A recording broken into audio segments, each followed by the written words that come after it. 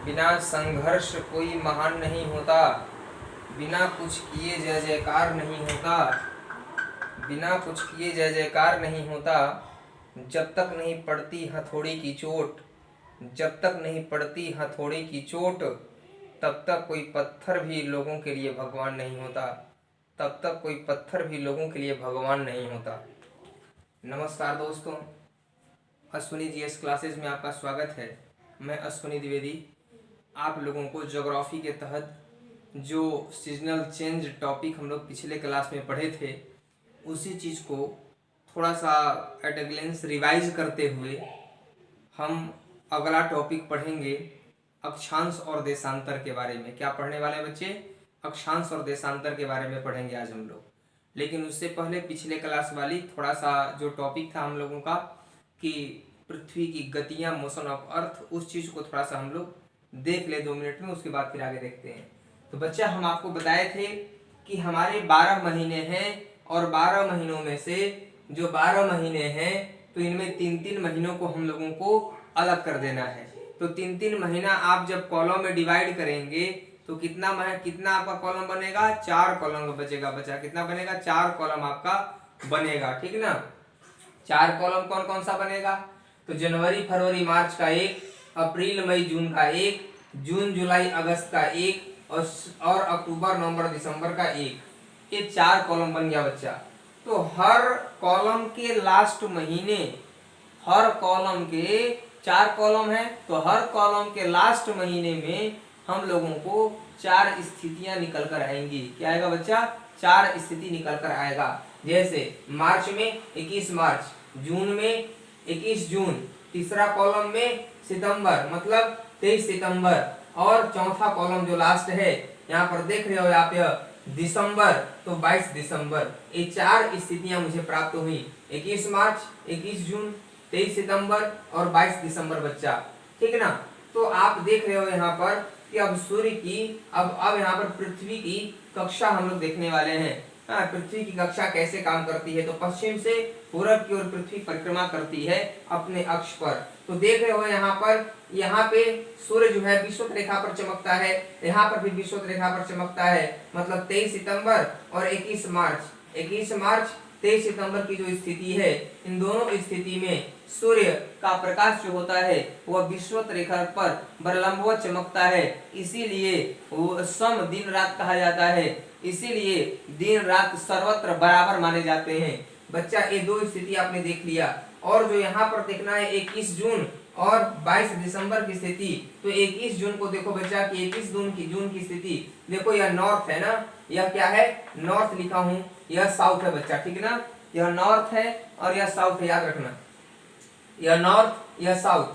तो यहाँ पर देख रहे हो कि सूर्य की किरणें कहाँ पड़ रही हैं? तो ये देखो तुम्हारा 0 डिग्री, ये तुम्हारा देखो 0 डिग्री है ना, ये देखो तुम्हारा 0 डिग्री विषुवत रेखा है बच्चा। क्या है? यह 0 डिग्री हुआ तुम्हारा। यह जो लाइन देख रहे हो बीच वाला, यह 0 डिग्री है तुम्हारा, ठीक है ना। और यहाँ पर जो देख रहे हो बीच वाला, यह भी तुम्हारा जो है सो 0 डिग्री है। तो जान ही रहे हो नॉर्थ यहाँ है, साउथ यहाँ है। तो नॉर्थ के तरफ ऊपर में 3 लाइन ये है, तो नॉर्थ के तो विषुवत रेखा के ऊपर नॉर्थ में जाओगे, यह कर्क रेखा है। तो सूर्य की किरणें कहाँ पड़ रही हैं? सूर्य की किरणें आप देख रहे हो यहाँ पर कि कर्क रेखा पर लंबवत पड़ रही हैं। इसलिए जब कर्क रेखा पर लंबवत पड़ेंगी तो कर्क रेखा पर लंबवत पड़ने का मतलब कर्क रेखा उत्तरी अक्षांश है, कर्क रेखा उत्तरी अक्षांश है 23.5 डिग्री, है ना, 23.5 डिग्री। ट्रॉपिक ऑफ कैंसर जो है वह क्या है? 23.5 डिग्री, है ना, नॉर्थर्न लैटिट्यूड है। तो नॉर्थर्न लैटिट्यूड है यह, इसलिए उत्तरी गोलार्ध में नॉर्थर्न हेमिस्फीयर में ग्रीष्म ऋतु होगा बच्चा। क्या होगा? ग्रीष्म ऋतु होगा, समर सीजन चलेगा उसमें, वहां पर समर सीजन रहेगा। जबकि जब सूर्य का प्रकाश जब उत्तरी गोलार्ध में पड़ेगा, कर्क रेखा पर लंबवत पड़ेगा, तो स्वाभाविक सी बात है कि नीचे जब जाओगे साउथ में मकर रेखा पर 23 हाफ डिग्री, है ना, साउथ लैटिट्यूड पर जब जाओगे मकर रेखा पर, तो वहां पर क्या होगा? वहां पर ठंडा पड़ेगा बच्चा। तो जब ठंडा पड़ेगा वहां पर दक्षिणी गोलार्ध में, साउथर्न हेमिस्फीयर में शीत ऋतु होगा बच्चा, शीत ऋतु, है ना। कौन होगा? विंटर सीजन होगा। कौन सा होगा? विंटर सीजन होगा वहां पर। ये समझ गए। तो इसलिए 21 जून को क्या होता है? उत्तरी गोलार्ध में दिन की अवधि बड़ी होती है बच्चा। क्या होता है? 21 जून को उत्तरी गोलार्ध में दिन की अवधि बड़ी होती है बच्चा, इस बात को याद करना है, ठीक है, बड़ी होती है। और 22 दिसंबर को क्या होता है, तो 22 दिसंबर को आप देखोगे कि दक्षिणी गोलार्ध में दिन की अवधि बड़ी होती है। तो दिन की अवधि बड़ी क्यों होती है, इसलिए क्योंकि सूर्य यहाँ पर देख रहे हो नॉर्थ साउथ मकर रेखा पर लंबवत चमक रहा है। जब मकर रेखा पर लंबवत चमकेगा, तो जब मकर रेखा पर लंबवत चमकेगा तो दक्षिणी गोलार्ध में समर सीजन होगा, ग्रीष्म ऋतु होगा साउथर्न हेमिस्फीयर में। और जब उत्तरी गोलार्ध में सूर्य का प्रकाश नहीं पड़ेगा, क्योंकि जब लंबवत पड़ रहा है मकर रेखा पर, इसका मतलब उत्तरी गोलार्ध में ठंडा का मौसम है, तो शीत ऋतु उत्तरी गोलार्ध में हो जाएगा बच्चा। ठीक, यही आपका ग्राफ था जिसे आप समझे। ठीक है ना। अब देखिए आप पृथ्वी की कक्षीय झुकाई, पृथ्वी का जो अक्षीय झुकाव है, अक्षीय झुकाव कितना बताया था, 23.5 डिग्री पृथ्वी अपने अक्ष पर झुकी हुई है। तो मैं ग्राफ के माध्यम से सोचा आपको बता दूं, तो ये देख रहे हो आप, यह 0 डिग्री है ना, यह 0 डिग्री है, यह 23 हाफ डिग्री है ना, 23 हाफ डिग्री है ना, नॉर्थर्न लैटिट्यूड है, नॉर्थर्न है। और ये क्या है 23 हाफ डिग्री, यहाँ पर भी लिखेंगे, लेकिन यह साउथर्न लैटिट्यूड है ना, साउथर्न लैटिट्यूड मतलब अक्षांश 23.5 डिग्री उत्तरी अक्षांश रेखा, 23.5 डिग्री दक्षिणी अक्षांश रेखा, कर्क रेखा, मकर रेखा, 0 डिग्री विषुवत रेखा बच्चा।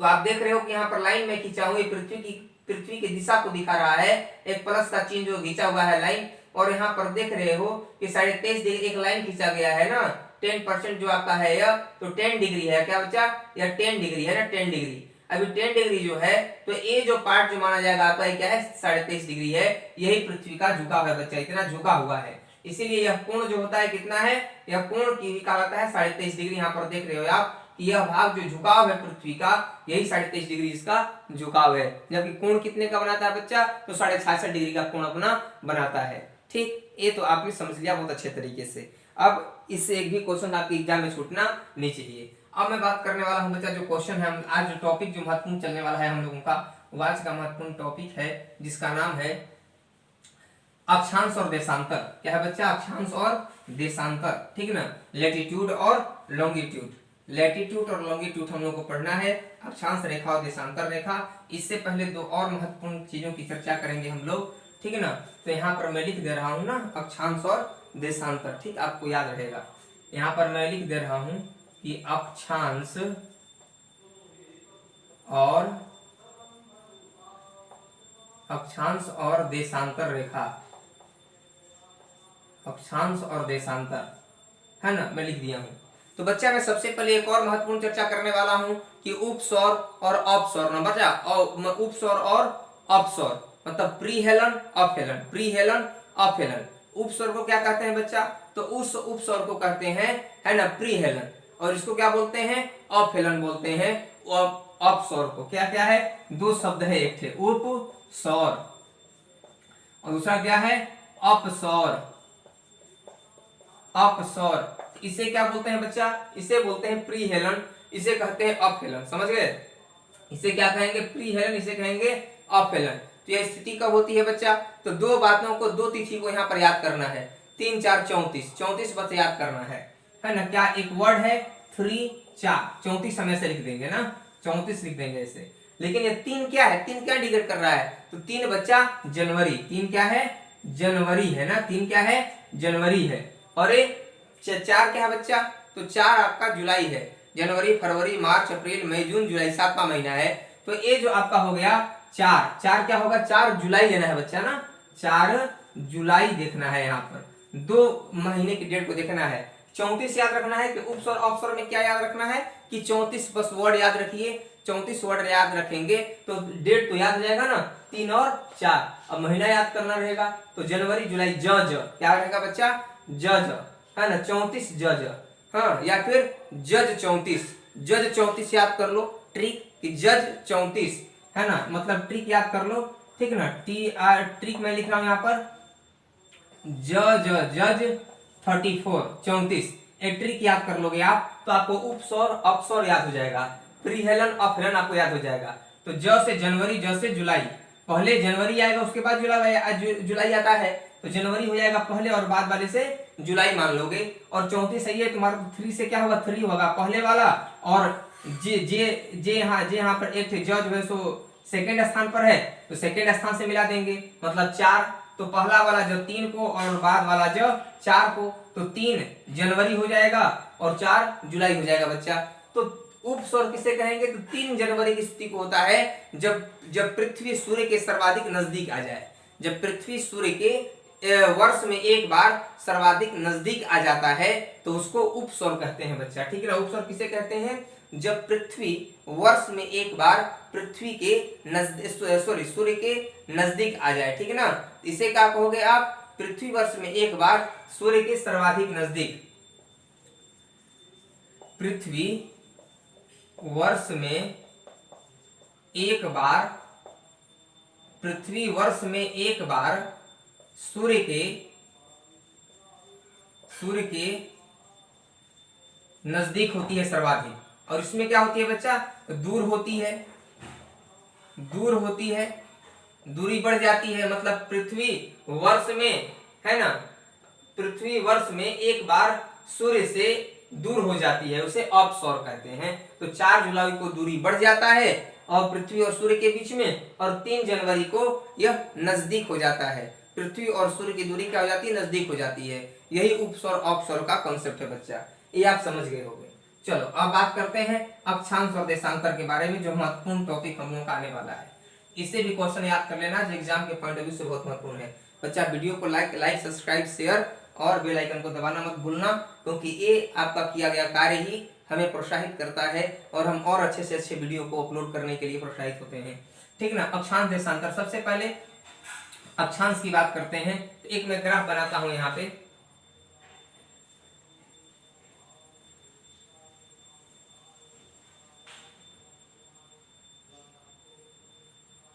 ये हो गया बच्चा। और एक देखो हो गया लाइन यहाँ पर एक और गोला मैंने बनाया, ठीक। एक गोला मैंने बना रहा हूं यहाँ पर, देखो यह, ठीक ना, 0 डिग्री हो गया। एक ऐसे कर दिया, एक ऐसे खींच दिया लाइन, ठीक। ये हो गया, ये ऐसे और ये ऐसे, ठीक ना। तो ये आप लाइन देख रहे हो यहाँ पर, ये हो गया तुम्हारा ए ध्रुव, नॉर्थ पोल साउथ पोल ना, नॉर्थ पोल साउथ पोल। यहाँ पर भी देखो हो गया तुम्हारा साउथ पोल, ये हो गया तुम्हारा बच्चा नॉर्थ पोल हो गया। तो ये विषुवत रेखा हो गया, ये तुम्हारा 23.5 डिग्री हो गया, 23.5 डिग्री हो गया उत्तरी अक्षांश ना, उत्तरी अक्षांश। और मैं शॉर्ट में लिख सकता हूँ, आप समझ सकते हो, उत्तरी अक्षांश। यह भी 23.5 डिग्री है बच्चा। इसे क्या कहते हैं? इसे कहते हैं दक्षिणी अक्षांश ना, क्या बोलते हैं? दक्षिणी अक्षांश इसे कहा जाता है, ये दक्षिणी अक्षांश का है। तो 0 डिग्री के समानांतर बता चुका हूं कि विषुवत रेखा पृथ्वी को 2 भागों में बांटती है। विषुवत रेखा पृथ्वी को 2 भागों में बांटती है, उत्तरी गोलार्ध और दक्षिणी गोलार्ध, उत्तरी गोलार्ध और दक्षिणी गोलार्ध, पता है ना। तो यहाँ पर देख लो कि विषुवत रेखा के उत्तर में, विषुवत रेखा के उत्तर में यथार्थ ऊपर और नीचे उत्तरी गोलार्ध और दक्षिणी गोलार्ध में समानांतर खींची गई रेखाओं को, ये सब लाइन को समानांतर ही ना बोलेंगे भाई, ये सब लाइन एक दूसरे के समानांतर हैं। विषुवत रेखा के समानांतर दोनों गोलार्धों में जो खींची गई रेखाएं हैं उसको कहते हैं बच्चा अक्षांश रेखा। क्या बोलते हैं? उसी को बोलते हैं अक्षांश रेखा बोलते हैं बच्चा, ठीक है ना। ध्रुव तारा उत्तरी गोलार्ध के साथ, ध्रुव तारा जो है उत्तरी गोलार्ध के साथ 90 डिग्री का कोण बनाता है बच्चा। ध्रुव तारा का नाम सुने हो ना? ध्रुव तारा जो उत्तरी गोलार्ध है हमारा, उत्तरी ध्रुव जो है, ध्रुव तारा जो है उत्तरी गोलार्ध में जो जो ध्रुव है, उत्तरी ध्रुव है, उसके साथ क्या करता है बच्चा? तो 90 डिग्री का कोण बनाता है, याद रखना चाहिए। ध्रुव तारा उत्तरी गोलार्ध के साथ, है ना, 90 डिग्री का, उत्तरी ध्रुव के साथ 90 डिग्री का कोण बनाता है, ये बात आपको याद रखना चाहिए। एक बात और आपको याद रखना है कि ये तो सिंपल डेफिनेशन हो गया कि विषुवत रेखा के समानांतर दोनों गोलार्धों में खींची गई रेखाओं को अक्षांश रेखा कहा जाता है। लेकिन एक बात आपको याद रखना और है कि किसी दिए गए बिंदु की विषुवत वृत्त से, किसी दिए गए बिंदु की, किसी दिए गए बिंदु, कोई भी बिंदु दिया हुआ है, मान लो सपोज दैट कोई भी बिंदु दिया हुआ है, कि कोई भी दिए गए बिंदु की विषुवत वृत्त से, विषुवत वृत्त से, विषुवत वृत्त यही ना है तुम्हारा 0 डिग्री जो विषुवत वृत्त है, या भूमध्य रेखा है, या फिर तुम्हारा ट्रॉपिक, तो आपके तुम्हारा इक्वेटर है ना, 0 डिग्री अक्षांश है, ठीक। तो किसी दिए गए बिंदु की विषुवत वृत्त से उत्तर या दक्षिण की कोणीय दूरी, उत्तर या दक्षिण की कोणीय दूरी क्या कहलाती है बच्चा? अक्षांश कहते हैं उसे। क्या बोलते हैं? अक्षांश कहते हैं, है कि नहीं। देखो विषुवत रेखा जो है इसके उत्तर और दक्षिण में, इसके उत्तर और दक्षिण में जो लाइन खींची गई है यह कोणीय दूरी ही तो है, यह कोणीय दूरी ही तो है, क्योंकि संख्या ही तो, डिग्री तो इंडिकेट कर रहा है ना बच्चा, यह 90 डिग्री है, यह 90 डिग्री है, यहाँ पे 90 डिग्री है, यहाँ पे 90 डिग्री है बच्चा। यहाँ पर अगर आओगे तो ये तुम्हारा 66.5 डिग्री है, यहाँ पर 66.5 डिग्री मानते हो, तो मानते हो ना ये सब, ये तुम्हारा हो गया। यही तो मैं कह रहा हूँ, यही तो मैं समझाने की कोशिश कर रहा हूँ कि किसी दिए गए बिंदु की विषुववृत्त से उत्तर या दक्षिण की कोणीय दूरी की माप की, कोणीय दूरी की माप की क्या कहलाता है बच्चा, तो अक्षांश रेखा कहलाता है। एक और बहुत ही महत्वपूर्ण बात बताने जा रहा हूं मैं, इसमें ध्यान देना उसको, कि उत्तरी ध्रुव से दक्षिण स्थित, उत्तरी ध्रुव से दक्षिण में स्थित जिन बिंदुओं पर, उत्तरी ध्रुव में, उत्तरी ध्रुव में है ना, दक्षिण स्थित, उत्तरी ध्रुव से दक्षिण स्थित जिन बिंदुओं पर ध्रुव तारे का आयतन कोण जितना डिग्री का होता है, इन बिंदुओं को मिलाते हुए पश्चिम से पूरब, पश्चिम से पूरब पृथ्वी पर एक रेखा खींची जाती है, उसी को काल्पनिक रेखा है ना कहते हैं। और काल्पनिक रेखा उतने डिग्री अक्षांश होती है। तो जैसे आप उत्तर देख रहे हो, उत्तरी ध्रुव से दक्षिण स्थित बिंदुओं पर, उत्तरी ध्रुव से दक्षिण स्थित बिंदु है ना, सब दक्षिण स्थित बिंदु है ना, तो ये लाइन खींचेंगे कि नहीं, ध्रुव तारे का आयतन कोण, ध्रुव तारा उत्तरी गोलार्ध पर दिखाई, उत्तरी ध्रुव पर दिखाई पड़ता है, 90 डिग्री का कोण बनाता है वो उत्तरी ध्रुव पर, ध्रुव तारा उत्तरी ध्रुव पर 90 डिग्री का कोण बनाता है। यह लाइन बिल्कुल सूत्र की तरह याद रहना चाहिए। तो ध्रुव तारे का आयतन कोण जितना डिग्री का होता है, इन बिंदुओं को मिलाते हुए पश्चिम से पूरब, पश्चिम से पूरब पृथ्वी पर एक काल्पनिक रेखा खींची गई है ना, उतने ही डिग्री अक्षांश होती हैं। तो ये तो आप समझ गए अक्षांश रेखा के बारे में, ठीक है ना। और बात करेंगे हम लोग इसके बारे में, अक्षांश रेखा के बारे में बच्चा।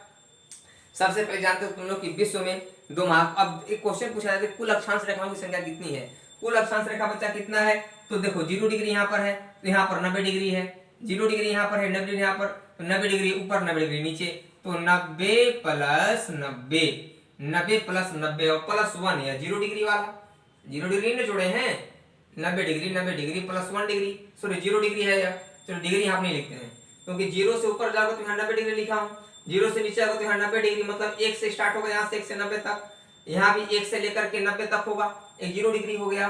तो यहाँ पर 90 प्लस 1 कितना हो जाएगा बच्चा, 9 18 181 कुल अक्षांश रेखाएं हैं। कितना बच्चा, कुल अक्षांश रेखाएं 181 हैं। लेकिन इसमें हम -2 कर देते हैं बच्चा, क्या कर देते हैं, -2 कर देते हैं, क्योंकि जो 90 डिग्री वाला है, 90 डिग्री वाले को पोल माना जाता है। क्या बोलते हैं, 90 डिग्री वाले को पोल क्या बोलते हैं, पोल बोलते हैं, इसीलिए इसको हम लोग इसमें नहीं जोड़ते। तो 179 टोटल अक्षांश रेखाएं होती हैं। कितना होता है बच्चा, 179 टोटल अक्षांश रेखाएं होती हैं, 179 टोटल अक्षांश रेखाएं होती हैं। याद रहेगा ये बातें। अब देखो अगली बात बता रहा हूं, ये तो आप समझ गए, ठीक। तो अब थोड़ा सा इसको मैं मिटा रहा हूं, ठीक है, इरेज कर रहा हूं। अक्षांश रेखा में अभी और महत्वपूर्ण चीजों को हम लोगों को देखना है, ठीक है ना। ये तो अक्षांश रेखा समझ के, इसे बोलेंगे ऑरिजेंटल लाइन। क्या बोलेंगे बच्चा, इसे ऑरिजेंटल लाइन बोलेंगे। और इसे बोलते हैं वर्टिकल लाइन। वर्टिकल लाइन देखो ऐसे है, ये तुम्हारा देखो वर्टिकल लाइन है। तो ये अगर ऐसा लाइन अगर दिखाई पड़े तुमको अगर ऐसा लाइन कहीं दिखाई पड़े बच्चा, इसे क्या समझोगे, देशांतर रेखा समझोगे। क्या समझोगे, देशांतर रेखा समझोगे। तो देशांतर रेखा किसे कहते हैं, जो उत्तरी ध्रुव और दक्षिणी ध्रुव को मिलाने वाली रेखाओं को देशांतर रेखा कहते हैं। कुल देशांतर रेखाएं कितनी है बच्चा, तो कुल देशांतर रेखा अगर तुमसे पूछा जाएगा, इसका तुरंत तुम आंसर बताओगे, क्योंकि 360 कुल देशांतर रेखाएं बच्चा। कितना है, 360 कुल देशांतर रेखाएं हैं। क्योंकि 360 कुल देशांतर रेखाएं इसलिए हैं क्योंकि कोई भी वृत्त जो होता है, कोई भी सर्किल जो होता है, वह 360 डिग्री का ही होता है, और प्रत्येक पर 1 डिग्री को लेकर के खींचेगा तो 360 डिग्री हो गया। तो 360 डिग्री का होता ही एक वृत्त, इसलिए 360 देशांतर रेखाएं, इनकी संख्या टोटल बताई गई है बच्चा, ठीक है ना। इस बात को आपको बिल्कुल स्पष्ट तरीके से याद रखना चाहिए। अब देखो मैं बात करता हूं यहाँ पर, एक अक्षांश की पृथ्वी पर दूरी कितनी होती है। एक अक्षांश की पृथ्वी पर दूरी कितनी होती है बच्चा, एक अक्षांश की पृथ्वी पर दूरी 111.13 किलोमीटर होता है। कितना होता है बच्चा, 111.13 किलोमीटर होता है, ठीक। तो आज हम लोग इतना ही करते हैं। आज वीडियो को आप लोग लाइक शेयर सब्सक्राइब जरूर करना, ठीक है ना। बेल आइकन को दबाना मत भूलना, और कमेंट जरूर लिखना कमेंट बॉक्स में, ताकि हम उसके आंसर को दे सकें, जिससे कि और आपको भी मन लगे पढ़ाई करने में, और मुझे भी थोड़ा सा एनर्जी मिले, कोई कमेंट जब आप करते हैं तो सुधार करने का मौका मिलता है, हमेशा इंक्रेजमेंट करने का मौका मिलता है, ठीक है ना। और आपको भी अच्छे तरीके से पढ़ाने का मुझे एक हुनर भी पता चलता रहता है, ठीक ना। स्व मूल्यांकन भी होता रहता है। इसलिए आज इतना ही, नमस्कार।